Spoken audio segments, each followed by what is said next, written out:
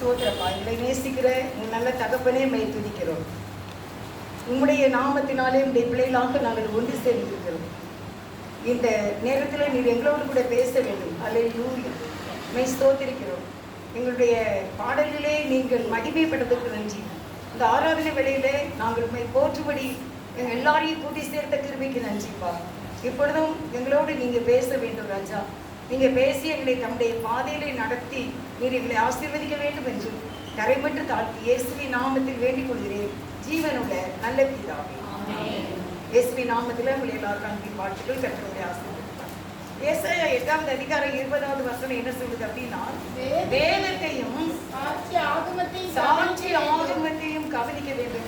வேதத்தையும், இந்த வேதத்தை அருமையாக தேவன் நம்முடைய கையிலே கொடுத்திருக்கிற இந்த வேதத்தையும் அதனுடைய சாட்சி ஆகமம். சாட்சி ஆகமம் அப்படின்னா என்ன அப்படின்னா, நம்முடைய முற்பிதாக்களாகிய ஆபிரகாம், ஈசாக்கு, யாக்கோபு, இன்னும் எவ்வளவோ பரிசுத்தவான்கள், அநேக பரிசுத்தவான்களை நம்ம வேதத்துல பார்க்கிறோம். அவங்களையும் நாம் என்ன செய்ய வேண்டுமோ கவனித்து பார்க்க வேண்டும். அவர்கள் எப்படி விசுவாசம் உள்ளவர்களாய் இருந்து இந்த பூமியில ஒரு சிறந்த வாழ்க்கை வாழ்ந்தார்கள். ஆபிரகாம் பலவீனமாக இருந்தாங்க, ஈசாக்கு எப்படி இருந்தாங்க, யாக்கோபு எப்படி வெறும் கையாக போனார், அவர் எவ்வளவு பல பரிவாரங்களை பெற்றுக்கொண்டார்.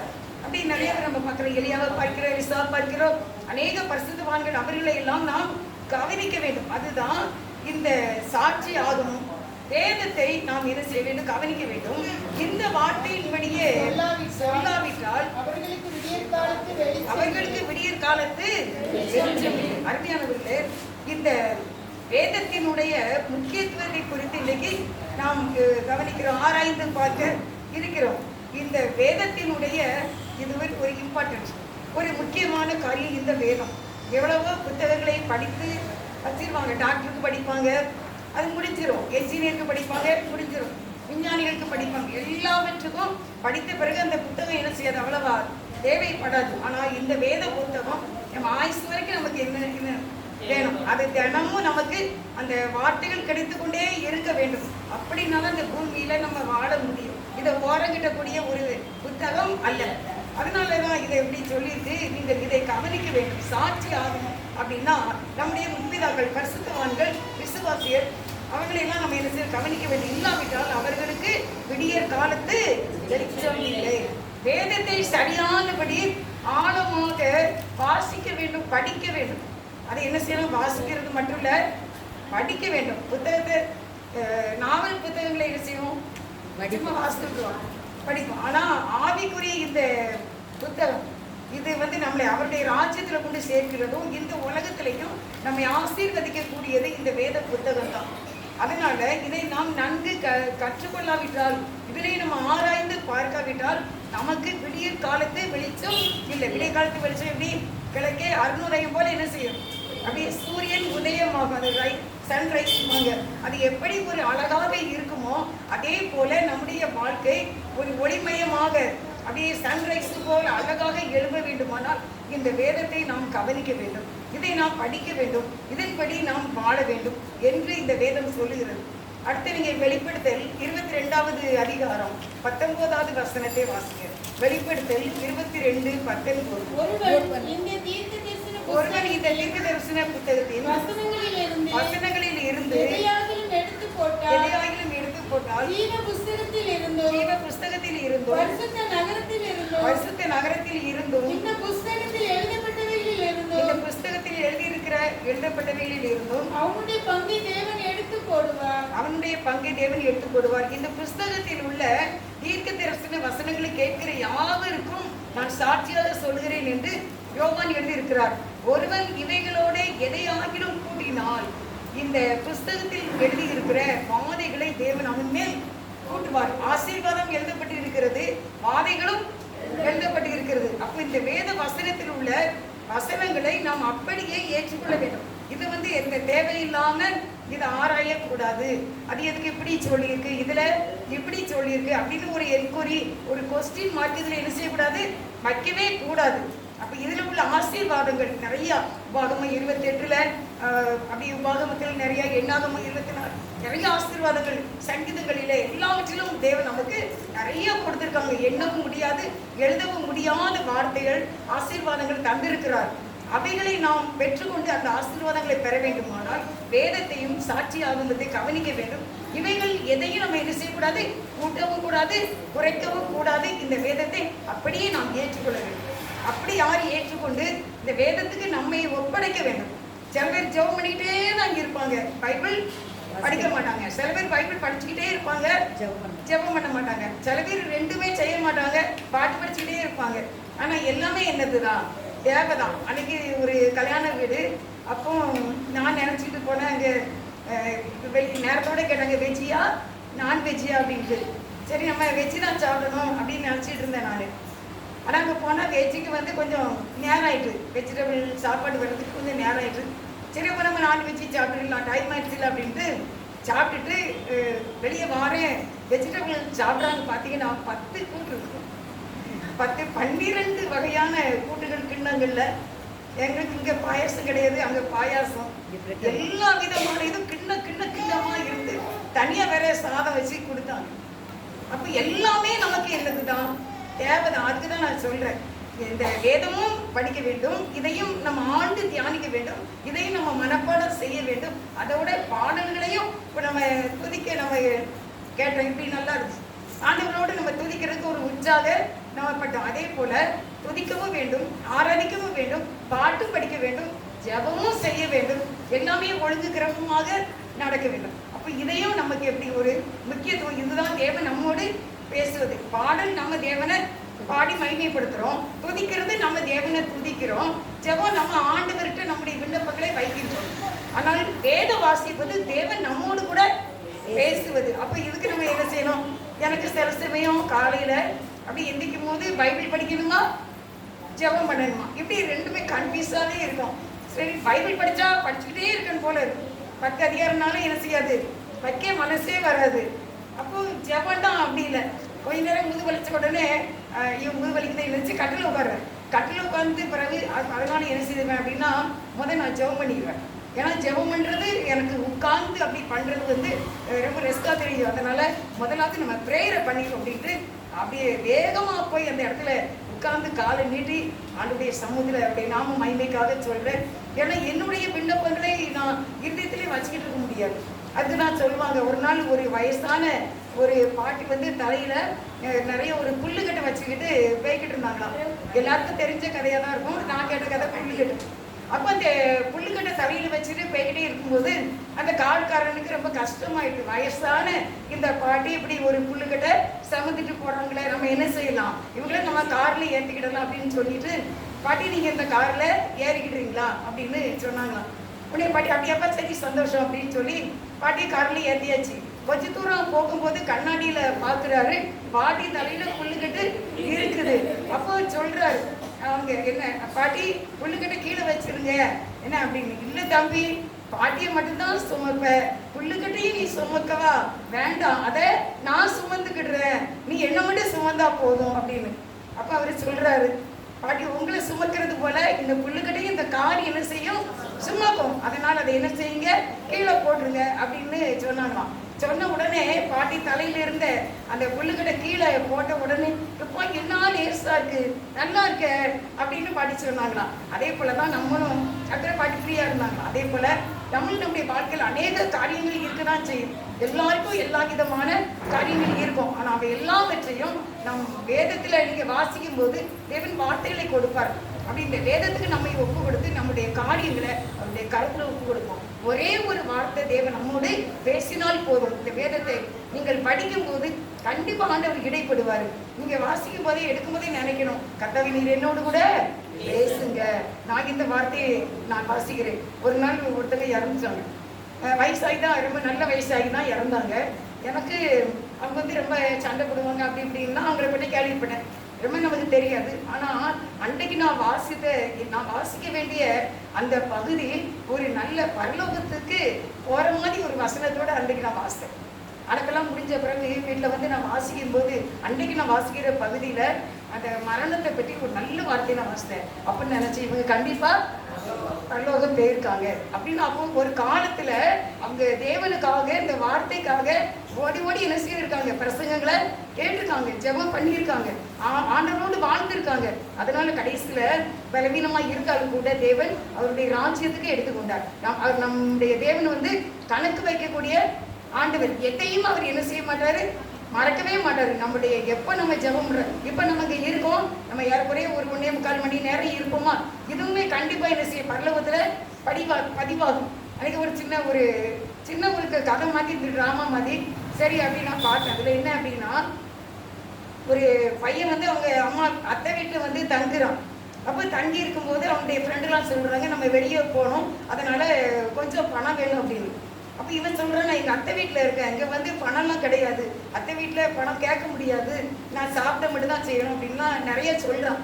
ஆனால் ஃப்ரெண்ட்ஸ்லாம் என்ன சொல்கிறாங்க, இல்லை நம்ம நல்ல ஒரு டூர் போட்டிருக்கோம், அதனால் நீ கண்டிப்பாக வரணும், எப்படியாவது நீ வந்துடுடா அப்படின்னு மாறி மாறி சொன்ன உடனே அத்தையெல்லாம் வேலைக்கு போயிடுறாங்க. எல்லாருமே வீட்டை விட்டு போன உடனே இவனுக்கு மனசில் சாத்தா என்ன செய்கிறான், ஏவறான், நீ பீரோவில் திறந்து பாரு அப்படின்ட்டு. உடனே பீரோவில் திறந்து பார்த்தா அங்கே கெட்டுக்கிட்டா பணம் இருக்கு. சரி இவங்கிட்ட ஃபோன் பண்ணி கேட்டால் அவங்க 3000 ரூபாய் வேணும் அப்படின்னா, உடனே அந்த 3000 ரூபாயை எடுத்துக்கிட்டான். எடுத்துட்டு அவன் போயிட்டு வந்துடுதான். அத்தை வந்து அடுத்த நாள் ஏதோ ஒரு தேவைக்கு திறந்து பார்க்கும்போது அதில் 7000 தான் இருக்கு. உடனே அவங்க என்ன செய்யறாங்க, இந்த பையனை நினைக்கல, தன்னுடைய மகளை தான் கூப்பிட்டு ரொம்ப சத்தம் போடுறாங்க, எப்படி எடுக்கலாம், உங்களுக்கு எப்படி இந்த ஒரு குணம் வந்துச்சு, ஒரு தாயிட்ட பணம் எடுக்கக்கூடிய குணம் எப்படி வந்துச்சுன்னு ரொம்ப சத்தம் போடுறாங்க. அந்த பிள்ளை எவ்வளவோ அழுது.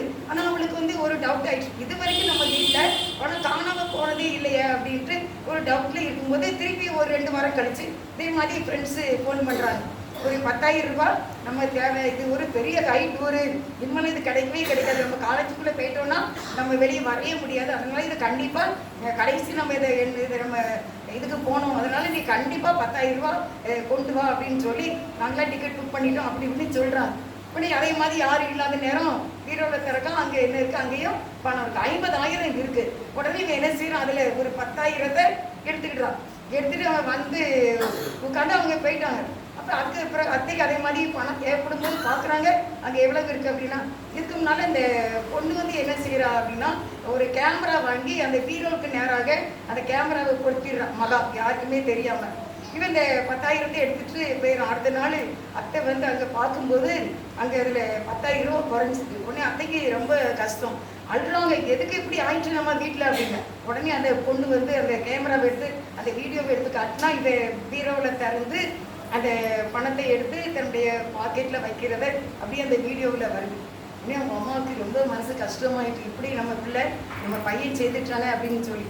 அதே போல தேவன் நம்முடைய வாழ்க்கையில எல்லாவற்றையும் கேமரா செய்வார், எடுத்துக்கிட்டே இருப்பாரு. இங்க நம்ம இருக்கும்போது எப்படி ஜெபம் பண்றோம், வீட்டுல நம்ம எப்படி இருக்கோம், எப்படி வாழ்ந்து கொண்டு இருக்கின்றோம், என்னெல்லாம் நம்ம பேசுகிறோம், எல்லாமே பரலோக ராஜ்யத்துல பதிவாகும். அந்த கேமரா கண்டிப்பா நம்மளை எடுத்துக்கிட்டு தான் இருக்கும். அதனாலதான் எப்பவுமே நம்ம ஆண்டவருக்கு ஒரு பயந்து இருக்கணும். அது எதுல கிடைக்கும் அப்படின்னா, பைபிள் படிக்கும் போதுதான் நமக்கு அதை குறித்த ஒரு பயம் வரும். அப்ப இதுல என்ன சொல்லியிருக்கு அப்படின்னா, அடுத்து யோவான் 5 அதிகாரம் 39 வசனம். யோவான் 5:39. யோவான் 5 அதிகாரம் 39. வேத வாக்கியங்களை ஆராய்ந்து பாருங்கள், வேத வாக்கியங்களை ஆராய்ந்து பாருங்கள், அவைகளால் உங்களுக்கு நித்திய ஜீவன் உண்டென்று எண்ணுகிறீர்களே, அவைகளால் உங்களுக்கு நித்திய ஜீவன் உண்டென்று எண்ணுகிறீர்களே. என்னை குறித்து சாட்சி சாட்சி கொடுக்கிறதும் அவைகள். அப்ப வேத வாக்கியங்களை என்ன செய்யணுமா, ஆராய்ந்து பார்க்க வேண்டும். இன்றைக்கு கருத்து நம்மோடு கூட பேசுகிற இந்த காரியம் என்ன அப்படின்னா, வேதத்தை நாம் ஆராய்ந்து பார்க்க வேண்டும்.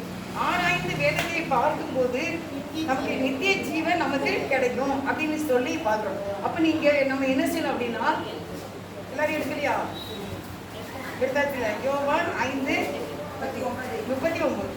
அப்போ இந்த வேதத்தை நம்ம ஆராய்ந்து பார்க்கும்போது நம்ம நித்திய ஜீவனை பெற்றுக்கொள்கிறோம். என்னை குறித்து சாட்சி கொடுக்கிறவைகளும் அவைகளே. இயேசுவை குறித்து என்ன சாட்சி, இயேசுவை வந்து நல்லவங்க, நம்முடைய கண்ணீரை துடைக்கிறவங்க, நம்மை ஆசீர்வதிக்கிறவங்க, நமக்காக எல்லா காரியங்களையும் செய்யக்கூடியவங்க ஆண்டவர் தான். அவர் என்ன செய்யறாரு, பார்த்து கொண்டே இருக்கிறார். நம்ம ஒவ்வொருவருடைய ஒவ்வொரு நாள் செயலையும் ஆண்டவர் என்ன செய்யறாரு பார்க்கிறார். நான் சொல்வேன், எப்பவுமே நமக்கு ஒரு கொஸ்டின் பேப்பர் கொடுத்துருவாங்க. ஆண்டவர் டெய்லி காலையில் அதில் ஒவ்வொரு விதமான கேள்வி இருக்கும். ஏன்னா இன்னைக்கு இரவு வரைக்கும் நம்ம வாழ்க்கையில் என்னெல்லாம் நடக்கும் அப்படின்னு அதில் இருக்கும். அதை நம்ம ஆன்சர் பண்ணுறது யார்கிட்ட இருக்குது? நம்மகிட்ட இருக்குது. நல்ல மார்க்கு, எவ்வளோ மார்க்கு கிடைக்கும் அப்படின்ட்டு. இன்னைக்கு எங்கள் கட்டில் ஒரு ஆன்சர் பேப்பர் கிடச்சிச்சு. சரி அப்படின்ட்டு எடுத்து பார்த்தேன். பேரனுக்குள்ளது தான் அப்படின்னு நான் பார்த்தேன். பரவாயில்லாமல் இருக்குது. ஆனால் அவனுடைய ஹேண்ட் ரைட்டிங் வந்து இன்னும் கொஞ்சம் நல்லா தெளிவாக இருக்கணும் அப்படிங்கிறது மட்டும் இருந்துச்சு. அப்பவும் வந்து என்ன அப்படின்னா, இதான் அவனை நிர்ணயிக்கிறது. அந்த மார்க் தான் அவன் எந்த அளவுக்கு படிக்கும், அடுத்து என்ன கோர்ஸ் எடுக்கணும், எப்படி நமக்கு ஃப்ரீ காலேஜ் கிடைக்கும் அப்படிங்கிறது இந்த மதிப்பெண்களில் தான் இருக்குது. அதே போல் நம்முடைய வாழ்க்கையில் நம்ம உயர்வு எதில் இருக்குது அப்படின்னா, நமக்கு கொடுக்குற எக்ஸாமில் தான். இது சோதனை. ஒவ்வொரு நாளும் நமக்கு ஒவ்வொரு விதமான சூழ்நிலைகள் வரும். நீங்கள் ஒன்று வாசிங்க. உபாகமம் 7 அதிகாரம் 7:15 நினைக்கிறேன். வாசிங்க. கர்த்தர் சகல நோய்களையும் உன்னை விட்டு விலக்குவார். கர்த்தர் சகல நோய் எல்லாரும் எடுத்துக்கோங்க. எல்லாருமே கண்டிப்பா இது வாசிக்கணும். உபாகமம் 7:15. கர்த்தர் சகல நோய்களையும் உன்னை விட்டு விலக்குவார். சகல நோய்களையும் உன்னை விட்டு விலக்குவார். உனக்கு தெரிந்திருக்கிற எகிப்தின் கொடிய ரோகங்களில் ஒன்றும் உனக்கு தெரிந்திருக்கிற கொடிய ரோகங்களில் ஒன்றும் உன்மேல் வரப்பண்ணாமல் உன்னை பகைக்கிற யாவர் மேலும் அவைகளை வரப்பண்ணுவார். அப்போ உங்களுக்கு தெரிந்திருக்கிற, நீங்க எகிப்தில இருக்கும்போது அங்க என்னென்ன வியாதியெல்லாம் பற்றி நீங்க கேள்விப்பட்டீங்களோ அதுல ஒன்றும் உங்களுக்கு வராது. கர்த்தர் சகல நோய்களையும் உங்களை விட்டு விலக்குவார் அப்படின்னு சொல்லுது. எது சொல்லுது அப்படின்னா இந்த வேதம் தான். அப்ப இதை நாம் அதனாலதான் சொல்லியிருக்கு, ஆராய்ந்து பாருங்கள். அந்த சுகர் இருக்கு, அது இருக்குது, எல்லாருக்கும் வர்றதுதான், அந்த ஏஜ் வரும்போது வர்றதுதான் அப்படின்னு சொல்றதை என்ன செய்யக்கூடாது, ஏற்றுக்கொள்ளக்கூடாது. அது கை கால் வலிக்கணும், வயசான வரத்தானே செய்யும். கண்ணில் ஆப்ரேஷன் பண்ணணும், வயசான வரத்தானே செய்யும் அப்படிங்கிற வார்த்தையை ஏற்றுக்கொள்ளக்கூடாது. ஏன்னா இதில் அப்படி சொல்லியிருக்கு, சகல நோய்களையும் நீங்க அதுக்கு நல்லபடியாக கோடு போட்டு வச்சுக்கோ. சகல நோய்களை உன்னை விட்டு விலக்குவார். நான் என்னைக்கு மறித்தால் ஒன்று என் தேவனுடைய அந்த மத்திய ஆகாயத்திலே வெளிப்படக்கூடிய ரகசிய வருகையில காணப்படுவேன். ஏன்னா அவருடைய முதலாம் வீட்டிலிருந்து நான் பங்குள்ளவன் ஆவேன் அப்படிதான் சொல்லணுமே ஒழிய சகல நோய்கள் அவர் என்னை விட்டு விலக்குவார். எல்லாமே நம்முடைய நரம்புகள், நாளங்கள், சதைகள் எல்லாமே ஆண்டவருக்கு தெரியும். நாம் அதுக்கு வேதத்தை படிக்கிறேன். இதை நாம் ஆராய்ச்சி செய்ய வேண்டியிருக்கிறது ரொம்ப நல்லா பிடிச்சிருந்தது. வேத வாக்கியங்களை ஆராய்ந்து பாருங்கள், அவைகளால் உங்களுக்கு நித்திய ஜீவன் உண்டென்று அறிவீர்களே. ஆண்டவரை குறித்து கொடுக்கிற சாட்சி என்ன அப்படின்னா, இயேசுவால எல்லாமே முடியும். தேவனே உம்மால் ஆகாதது எதுவுமே இல்லை. நான் உங்களை ரொம்ப நம்புறேன், நான் உங்களை நல்லா விசுவாசிக்கிறேன், நான் உங்களை சார்ந்து இருக்கேன் அப்படின்னு நம்ம சொல்லும்போது நம்ம விடுதலை பெறுறோம். நாம் ஆராய்ந்து பார்க்க வேண்டும். வேதம் இப்படி சொல்லுகிறதா, இதுல இப்படி இருக்கிறதா, இந்த பொறாமை இருக்கிற காரியம் ஒரு மனிதனை எப்படி கொள்கிறது, என்ன பெருமை ஒரு மனிதனுடைய வாழ்க்கையில எப்படி வீழ்ச்சியை கொண்டு வருகிறது, களவு செய்வது எப்படி ஒரு மனிதனுடைய வாழ்க்கையில குடும்பத்தை அழிக்கக்கூடியதாக இருக்கிறது, கோல் சொல்றது அது எப்படி நம்மை வீழ்த்துறதா இருக்கிறது அப்படின்னு சொல்லி இந்த வேதத்தை நம்ம பார்க்கும் போதுதான் அதை நம்ம கண்டுபிடிக்க முடியும். இப்போ பொறாமை வந்து எல்லாருக்கும் இப்ப இதுல காற்று இல்லாத இடம் இல்லை. அதே போல இந்த பொறாமையை என்ன செய்து அப்படியே சுற்றி வந்து கொண்டே இருக்கும், அப்படி வந்துகிட்டே இருக்கும். இவளுக்கு வந்த வாழ்வை பாருங்க, இவனுக்கு வந்த வாழ்வை பாருங்க, இந்த குடும்பம் ஒண்ணு இல்லாம கிடந்துச்சு, இப்போ அவங்க எப்படி இருக்காங்க பாருங்க அப்படின்னா சொல்லி ஒவ்வொருத்தரை பற்றி ஒரு பொறாமையான எண்ணங்கள் வரும். அப்படி வரும்போது அதை நம்ம உள்ள நுழைய விடாம, எனக்கு அது தேவையே இல்லை ஆண்டவரே, என்னையும் என் குடும்பத்தையும் நீங்க என்ன செய்யுங்க, ஆசீர்வதிங்க அப்படின்னு தான் நம்ம ஜெபம் பண்ணணும். பொறாமையோ எலும்பு உருக்கி அதுக்கு முன்னாக நிற்கத்தக்கவன் யாரு? அந்த பொறாமை இப்போ வந்து பொறாமை தாக்குதுன்னா அதை யாராலையும் எதிர்த்து நிற்க முடியாதாமா, அப்படிப்பட்ட ஒரு காரியம். அப்ப அப்படி நம்ம இங்க இருக்கிற நம்ம யாரையுமே பொறாமை நம்மை தாக்கக்கூடாது என்றால் நாம் எதுக்குள்ள இருக்கணும் அப்படின்னா, இயேசு கிறிஸ்துவினுடைய இரத்தத்துக்குள்ளாக நம்மை ஒப்பு கொடுத்து இருக்க வேண்டும். ஆண்டவருடைய பாதுகாவலுக்கு நம்ம இருக்க வேண்டும். அவர் நம்மை சுற்றிலும் அக்கினி மயமான கோட்டைகளை தேவன் நமக்கு அமைத்து கொண்டார் என்றால் யாரு நம்ம மேல பொறாமப்பட்டாலும் அது நம்மளை என்ன செய்ய தாக்காது. பொறாமை தாக்குமா தாக்காதா? தாக்கும். ஏன்னா அதுக்கு உதாரணம் வந்து யாரு? தாவீதை சவுல் என்ன செய்யறாரு? பொறாமப்பட்டார். கடைசியில இவர் கையில வாத்திய கருவி இருந்துச்சு, அவர் கையில என்ன ஈட்டி இருந்தது, அவர் அப்படியே தற்கொலை செய்து மறித்து விட்டார். இது பொறாமை வந்து தன்னையே கொல்லக்கூடியது. இன்றைக்கு நீங்க எல்லாருமே மனசுல வச்சுக்கோங்க, யார் மேலேயும் பொறாமைப்படாதீங்க. அது சகோதரனா இருக்கட்டும், சகோதரியா இருக்கட்டும், நண்பர்களாக இருக்கட்டும், நம்ம கூட வசிக்கிறவங்களாக இருக்கட்டும், தெரிந்தவங்களாக இருக்கட்டும், யார் இருந்தாலும் நீங்க சொல்லிடுங்க, எனக்கு அடுத்தவங்களை பற்றி இங்க தேவையே இல்லை. அந்த பொறாமை என்னையே அழிக்கக்கூடியது. எலும்புரிக்குன்னா என்ன வியாதி? இல்ல, போன் டிபி, டிபி, எலும்பு உரிக்கு, எலும்பு நோய், எலும்புல வர்ற டிபி சொல்லுவாங்க, போன் டிபின்னு சொல்லுவாங்க. அப்போ அந்த அந்த பொறாமை வந்து நம்மையே என்ன செய்யும், நம்ம எலும்புக்குள்ள இருக்கிற நீனான்னு ஒண்ணு இருக்குல்ல, கருப்பா மஜ்ஜை இல்ல மஜ்ஜைன்னு சொல்றேன், நான் கலரை சொல்றேன். அதே ஒரு மாதிரி கருப்பா உள்ள இருக்குங்களா, அதுதான் நமக்கு என்னது சக்தி. அதான் நம்ம எலும்புக்குள்ள எவ்வளவு இருக்குதோ அந்த எலும்புக்குள்ள நிறைய அடைச்சி இருந்துச்சுன்னா நமக்கு நல்ல சக்தி இருக்கும், நல்ல பலன் இருக்கும். ஆனா அந்த பொறாமை என்பது அதையே உரிக்க வெளியே கொண்டு வந்தா வெறும் போன் தான் இருக்கும், வெறும் எலும்பு இருக்கப்போது என்ன டக்குன்னு உடஞ்சிரும். அப்ப நமக்கு அது பாதிப்பாக இருக்கும். அதனால பொறாமை நம்மையே அழிக்கக்கூடியதாக இருக்கின்றனால யார் மேலேயும் பொறாமைப்படவே கூடவே கூடாது. எப்படினாலும் யாருனாலும் நல்லா இருக்கணும், நாங்களும் நல்லா இருக்கணும் அப்படின்னு நம்ம நினைச்சுக்கணும். அப்ப இது எதுல கண்டுபிடிக்கலாம் அப்படின்னா, இந்த வேதத்தை ஆராய்ந்து நம்ம பார்க்கும்போது. அடுத்து வந்து சங்கீதம் 1:1 இரவும் பகலும் கர்த்தருடைய வேதத்தில் அவன் செய்வதெல்லாம். அப்ப இந்த வேதத்துல இதுக்கு வேதத்தினுடைய ஒரு முக்கியத்துவத்தை நம்ம பார்க்கிறோம். இரவும் பகலும் இந்த வேதத்தை நம்ம தியானிக்க வேண்டும், வாசிக்க வேண்டும், படிக்க வேண்டும். பகல்ல மட்டும் நம்ம படிச்சுட்டோம் சரி இனிமே இருக்கட்டும்னு நினைக்க கூடாது. மதியம் கொஞ்சம் நேரம் இருந்தாலும் அப்பவும் என்ன செய்யணும், நம்ம பைபிள் எடுத்து படிக்கணும். அப்புறம் இரவு கொஞ்சம் நேரம் இருக்கு அப்படின்னாலும் உடனே என்ன செய்யணும், நம்ம பைபிள் எடுத்து படிக்கணும்.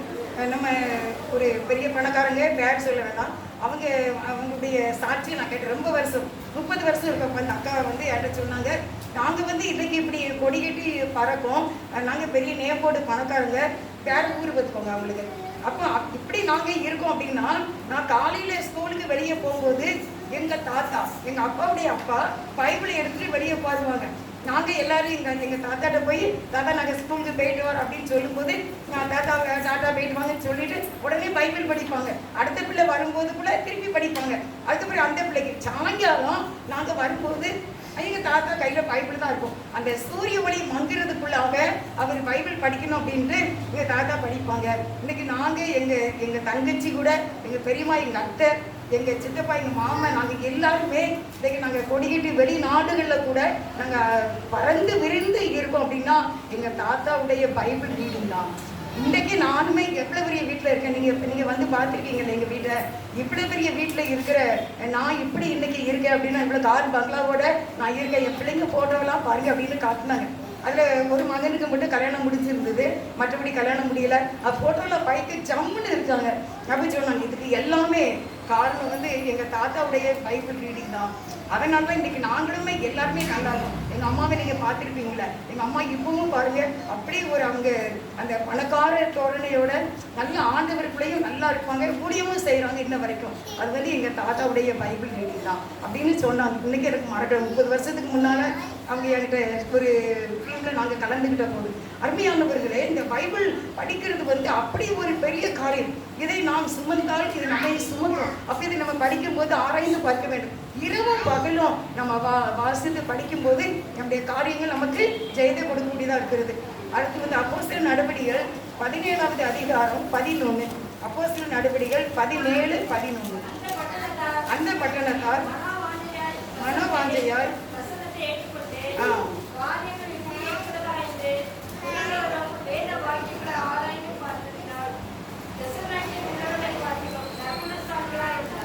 அந்த பட்டணத்தார் அவங்க வந்து என்ன பட்டணத்தார்?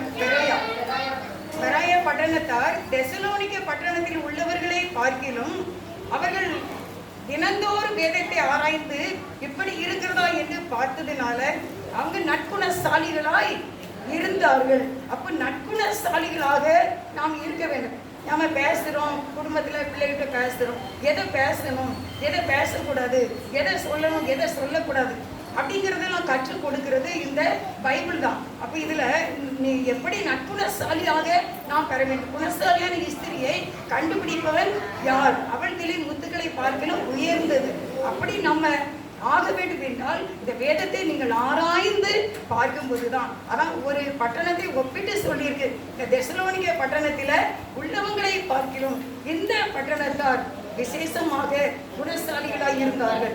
காரணம் என்ன அப்படின்னா பைபிள் தான். இந்த பைபிள் அவர்கள் வாசித்து காரியம் எப்படி இருக்கிறதா வேத வாக்கியங்களை ஆராய்ந்து பார்த்ததினால். அதுக்கு முன்னால அந்த பட்டணத்தார் மனோவாஞ்சையாய் வசனத்தை ஏற்றுக்கொண்டு காரியங்கள் இப்படி இருக்கிறதா என்று தினந்தோறும் வேத வாக்கியங்களை ஆராய்ந்து பார்த்ததினால் நற்குணசாலிகளாக இருந்தார்கள். அப்போ இன்னைக்கு நம்ம சில தவறை செய்துகிட்டே இருக்கோம், சில தப்பு பண்ணிக்கிட்டே இருக்கோம் அப்படின்னா இந்த வேதத்தை நம்ம இன்னும் ஆராய்ந்து நல்லா பார்க்கல.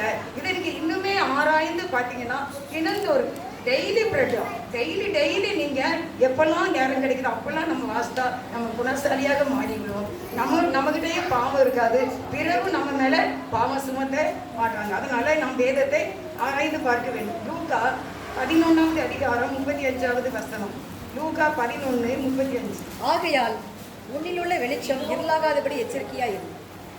நம்முடைய வெளிச்சம் எச்சரிக்கையா இருக்கணும் அப்படின்னா அது என்னதான்? வேதம் தான். வேதமுடைய கால்களுக்கு தீபமும் பாதைக்கு வெளிச்சமுமாய் இருக்கிறது. அப்ப நம்முடைய வெளிச்சம் இப்ப நம்ம வெளிச்சத்துல இருக்கோம். இந்த வெளிச்சம் இருளாகாம இருப்பதற்கு நாம் வேதத்தை படிக்க வேண்டும். அதை நம்ம தினந்தோறும் தியானிக்க வேண்டும். இப்படி இருக்குதா? ஒவ்வொரு நாளும் புதியதான வெளிப்பாடுகளை இந்த வேதத்துல ஆண்டவர் தருவாங்க. நமக்கு நல்ல வாக்கு தத்தங்களை ஆண்டவர் தருவார். நிறைய காரியங்களை நமக்கு கற்றுக் கொடுப்பார், நம்மை ஆசீர்வதிப்பார். நம்ம கூட தான் இருக்கு அப்படின்பாரு. நீங்க காலையிலையும் மதியமும் நைட்டும் நீங்க நேரம் எடுத்து நீங்க பைபிள் படிக்கும் போது உங்களுக்குள்ளே ஒரு அமைதி வரும், ஒரு சாந்த குணம் வரும். எப்படி நடக்கணும்னு நமக்கு கற்றுத் தருவார். அடுத்த நாள் பார்த்தீங்கன்னா நீங்க கண்டிப்பாக ஆவிக்குரிய வாழ்க்கையில கொஞ்சம் நீங்க உயர்த்திருப்பீங்க. அதே சமயத்துல வேதம் சொல்லுது, நீ வேதத்தை மறந்தால் நான் உன் பிள்ளைகளை மறந்து விடுவேன். அப்ப நம்ம வேதத்தை படிக்க ஆராய்ந்து பார்க்க நம்முடைய பிள்ளைகள் ஆசீர்வாதமாக இருப்பாங்க கண்டிப்பா. அதனால வேதத்தை நாம் ஆராய்ந்து பார்க்க வேண்டும். யோசுவா 1வது அதிகாரம் 8வது வசனம். யோசுவா 1:8. இந்த நியாயப்பிரமாண புஸ்தகம் உன் வாயை விட்டு பிரியாதிருப்பதாக. இதில் எழுதியிருக்கிறவைகளின் படியெல்லாம் நீ செய்ய கவனமாய் இருக்கும்படி இரவும் பகலும் அதை தியானித்துக் கொண்டிருப்பாயாக. அப்பொழுது நீ உன் வழியை வாய்க்க பண்ணுவாய். அப்பொழுது புத்திமானாயும் நடந்து கொள்வாய். அல்லேலூயா, அல்லேலூயா, அல்லேலூயா. வேதம் சொல்லுகிறது, நீ என்ன செய்ய, இந்த நியாயப்பிரமாண புஸ்தகம் உன் வாயை விட்டு பிரியவே கூடாது. அப்ப எப்பவுமே நம்முடைய வாயில கர்த்தருடைய வார்த்தைகள் இருந்து கொண்டே இருக்க வேண்டும். நாம் அவரை பாடிக்கொண்டே இருக்க வேண்டும், துதித்துக் கொண்டே இருக்க வேண்டும், கர்த்தருடைய வார்த்தைகளை சொல்லிக்கொண்டே இருக்க வேண்டும். அதான் நிறைய பேர் 91 சங்கீதத்தை மனப்பாடம் பண்ணி வச்சிருப்பாங்க, 23 சங்கீதத்தை மனப்பாடம் பண்ணி வச்சிருப்பாங்க, ஏசாயா 53வது அதிகாரத்தை மனப்பாடம் பண்ணி வச்சுக்கிடணும். அப்படி வச்சுக்கிட்டு இருக்கும்போது என்ன, அவர் என்னுடைய அக்கிரமங்களை எல்லாம் ஏற்றுக்கொண்டார், என்னுடைய பாடுகளை ஏற்றுக்கொண்டார், என்னுடைய துக்கங்களை எல்லாம் ஏற்றுக்கொண்டார். இதே மாறி நம்ம சொல்லும் போது சாத்தான் நம்ம கிட்ட என்ன செய்ய மாட்டான், வரவே மாட்டான். எகிப்திற்கு தெரிஞ்ச எந்த வியாதி, எனக்கு தெரிஞ்ச எகிப்தியருடைய எந்த வியாதியும் எனக்கு வரவே வராது. நான் விசுவாசிக்கிறேன், என் தேவனால கூடாத காரியம் ஒண்ணு இல்ல. நான் என்ன விரும்புகிறேனோ அதை தேவன் எனக்கு கண்டிப்பாக செய்வார். நான் விசுவாசித்தபடி எனக்கு ஆகும். எழுதி போட்டுருக்கு, இஸ்திரியே உன் விசுவாசம் மகனே உன் வேதனை நீங்கி சுகமாயிருக்கிறது. அதாவது நம்முடைய விசுவாசம் பெரிது, உன் வேதனை நீங்கி சுகமாயிரு. அப்படிப்பட்ட வார்த்தை பலகீனம் வரும்போது நாம் அதை சொல்ல வேண்டும். இதுல எழுதல, பாவங்கள் உனக்கு மன்னிக்கப்பட்டது. இப்படிப்பட்ட ஆசீர்வாதமான நம்ம விசுவாசம் உள்ள வார்த்தைகளை சொல்லிக்கொண்டே இருக்க வேண்டும். அப்படி இருக்கும்போது கர்த்தர் நம்முடைய வழியை வாய்க்க பண்ணுவார். நம்முடைய வாயில நியாயப்பிரமாண புஸ்தகம் இரவு பகலும் நம்மை விட்டு பிரியவே கூடாது. அப்படின்னா என்ன, அடுத்தவங்க கதை நம்ம வாழ்க்கையில வராது, அவங்கள பற்றி வராது, இவங்களை பற்றி வராது. யாராவது நம்முடைய எதையாவது சொன்னா கூட நமக்கு எதுக்காது அப்படின்னு சொல்லிடுவோம். ஏன்னா நீங்க வேதத்தை வாசித்து கொண்டே இருக்கிறீர்கள், அது உங்களுக்குள்ள நிறைய இருக்குது. அப்படி இருக்கிறதுனால நம்ம அதில் பிழைத்துக் கொள்வோம், பாவம் செய்ய மாட்டோம். நம்ம மேலே ஒரு கேமரா அப்படி எடுத்துக்கொண்டே இருப்பாங்க ஆண்டவர். அப்ப நம்முடைய பிள்ளைகளுக்காக நீங்க ஜெபிக்கும் போது ஆண்டவர் அந்த ஜெபத்தை என்ன செய்வாரு, கேட்டுக்கிடுவார். ஒருத்தங்க சொன்னாங்க, அதாவது என்ன அவங்கள பற்றி என்ன சொன்னாலும் சரி, அடிக்கையே வந்தாலும் சரி அவங்க பொறுமையாக இருந்துக்கிடுவாங்க. எதுக்கு அப்படின்னா என் பிள்ளைகள் நல்லா இருக்கட்டும், அதுக்காக நான் பொறுத்துக்கிடுறேன் அப்படின்னே சொல்லிடுவாங்களாம். எவ்வளவு பெரிய பிரச்சனை வந்தாலும் வாய் திறக்கவும் மாட்டாங்களாம், எதிர்த்து பேசவும் மாட்டாங்களாம். அப்போ எல்லாரும் கேட்பாங்க, அது என்ன கேள்வி கேட்டாங்க, நீங்கள் ஒரு வார்த்தை கூட சொல்லலையே அப்படின்னு சொல்லும்போது சொல்லுவாங்களாம், இல்லை நான் சொல்ல மாட்டேன், என் பிள்ளைங்க நல்லா இருக்கட்டும், என் பிள்ளைங்க நல்லா இருக்கிறதுக்காக இதை நான் பொறுத்துக்கிடுவேன், இதை நான் சகித்துக்கிடுவேன் அப்படியே தான் சொல்லுவாங்களாம். அப்போ அந்த பிள்ளைகள் இன்னைக்கு நல்லா இருக்காங்க அப்படின்னு சொல்றாங்க. அப்போ அருமையானவர்களே, நம்ம கூட நம்முடைய வாழ்க்கையில நம்ம பிள்ளைகள் நல்லா இருப்பதற்கு நாம் உத்தரவாதிகளாக இருக்கிற நம்ம இந்த வேதத்தை இரவு பகல் வாசித்து ஆராய்ந்து பார்க்கும்போது ஆண்டவர் என்ன சொல்றாரு, உன் வழியை நீ வாய்க்க பண்ணுவாய், அப்பொழுது புத்திமானாயும் நடந்து கொள்வாய். அப்ப நம்ம புத்தி இல்லாம சேர்த்துட்டேன், நான் மிஸ் பண்ணிட்டேன், இது எனக்கு தெரியாம போயிட்டு, இப்படி நடக்கக்கூடாதுன்னு தெரியாம போயிட்டு, இங்க போகக்கூடாதுன்னு தெரியாம போயிட்டு அப்படிங்கிற வார்த்தைகள் நம்ம சொல்ல மாட்டோம். நம்ம எதையுமே மிஸ் பண்ண மாட்டோம். நீதியான நேர்மையான வழியில தேவன் நம்மை நடத்துவார். அதுக்குதான் இரவு பகலும் இந்த வேத பிரமாணம் உன் வாயை விட்டு பிரியாது இருப்பதாக. நீங்க ஆலயத்துக்கு போறீங்க, ஜெபம் பண்ணிட்டீங்க, இன்னும் கொஞ்ச நேரம் இருக்கு, உங்களை கூப்பிடுறதுக்கு யாராவது வரணும் அப்படின்னா அந்த நேரம் நம்ம ஆலயத்துல எவ்வளவோ பைபிள் வச்சிருக்காங்க, எடுத்து நம்ம என்ன செய்யணும், ரீட் பண்ணணும், அப்படியே வாசிச்சுட்டே இருக்கணும். அப்போ கூட தேவனுக்கு ஒரு வார்த்தையினால உங்களோட என்ன செய்வார், அதில் பேசுவாங்க. அந்த தேவனுடைய வார்த்தையில தான் இந்த உலகமே படைக்கப்படுது. இந்த உலகமே நிற்கிறது எதனாலதான், ஆண்டவருடைய வார்த்தையினால. ஆண்டவர் முதல் எதை உண்டாக்குனாருன்னா வெளிச்சத்தை உண்டாக்குனாரு. அதுக்கு பிறகு வானத்தையும் பூமியையும், வானத்தை உண்டாக்கின பிறகு நட்சத்திரங்களை வச்சாரு, பூமியை உண்டாக்கின பிறகு என்ன செய்தாரு, ஆமா இது செடி கொடிகளை மிருகங்களை வைக்காரு, கடலை உண்டாக்கி அதுக்கப்புறம் தான் மீனை வைக்காரு. எல்லாமே ஒண்ணு ரெடி பண்ணிட்டு தான் இன்னொன்னு செய்யற ஞானமுள்ள தேவன். அப்ப நமக்கும் அப்படிதான் செய்வார். எப்படி வானத்தை வச்சுட்டு சூரியனையும் நட்சத்திரத்தையும் சந்திரனையும் வச்சாங்களோ மற்ற கிரகங்களை, அதே போல நமக்கும் நம்முடைய பிள்ளைகளுக்கும் எல்லாம் ஆயத்தம் பண்ணி அந்தந்த நேரம் கரெக்டா தேவன் செய்வாங்க. நம்முடைய காரியம் என்ன, இரவு பகலும் இதை நாம் தியானிக்க வேண்டும், இதை நாம் வாசிக்க வேண்டும். அப்பொழுது நீ பிழைத்துக் கொள்வாய், உன் வழியை வாய்க்கப்படுவாய், நீ புத்திமானாய் நடந்து கொள்வாய். நம்ம எனக்கு புத்தி இல்லையே, ஞானமே இல்லையே, நான் படிக்கவே இல்லை, எனக்கு ஒரு அறிவுமே இல்லை, நான் இன்னுமே நிறைய தப்பு பண்றேன் அப்படின்னு நீங்க சொன்னீங்கன்னா ஆண்டவர்கிட்ட மன்னிப்பு கேட்டு நீங்க பைபிள் வாசிக்க ஆரம்பிங்க. நல்லா படிங்க, சும்மா இருக்கும்போது படிங்க, தேவன் கண்டிப்பா உங்களோடு கூட பேசுவார். கடைசியா ஒரு வசனம், 2 தீமோத்தேயு 3வது அதிகாரம் 15. 2 தீமோத்தேயு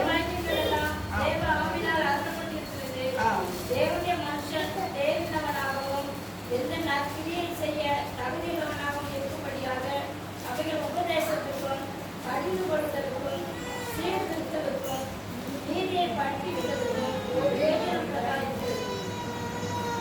இதுல நம்ம பார்க்கிற 15ல கிறிஸ்து இயேசுவின் விசுவாசத்தினாலே உன்னை ரட்சிக்கப்பட்ட ஞானமுள்ளவனாக்கத்தக்க பரிசுத்த வேத எழுத்துக்களை நீ சிறு வயது முதல் அறிந்தவன் என்று உனக்கு தெரியும். அப்ப நீங்க நிறைய பேர் வந்து சிறு வயதிலேயே வேதத்தை அறிந்தவர்களாக இருக்கிறீர்கள், அது உனக்கு தெரியும். அப்படின்னா நீ ஞானமுள்ளவனாக இருப்பதற்கு தான் 16ல வேத வாக்கியங்கள் எல்லாம் தேவ ஆவியினால் எழுதப்பட்டிருக்கிறது.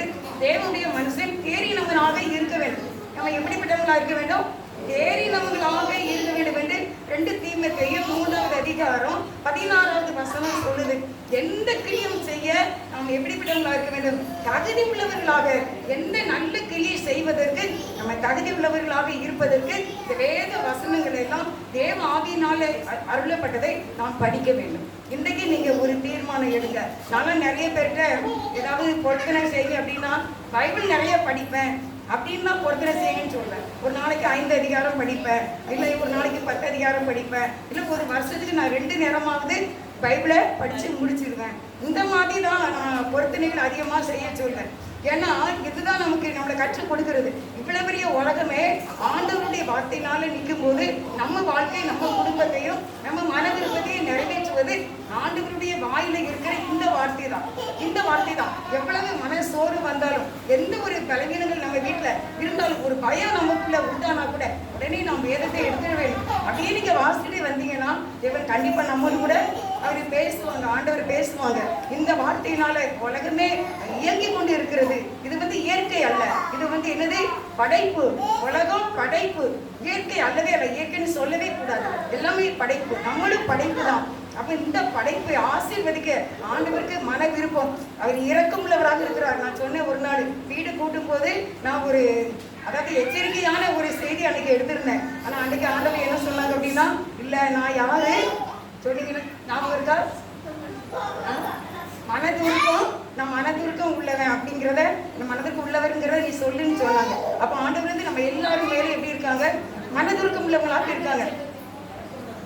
இறக்கமுள்ளவர், இறக்கமுள்ளவர். அப்போ வந்து யோசுவா 1:8 போல நம்ம வேதம் நம்ம வாயை விட்டு பிரியாது இருப்பதாக. அதான் சில பேர் வீட்டில் டிவியை வசனங்களை போட்டு விட்டுக்கிட்டே இருக்காங்க, ஸ்தோத்திர பலியை போட்டு விட்டுக்கிட்டே இருக்காங்க. ஏன்னா அதை நம்ம கேட்க கேட்க நம்ம வாயில் எல்லாம் வரும், அதே வந்து கொண்டே இருக்கும். அப்போ நம்ம வழியை வாய்ப்பு பண்ணுவோம், நம்ம ஞானம் உள்ளவங்களாக இருப்போம்.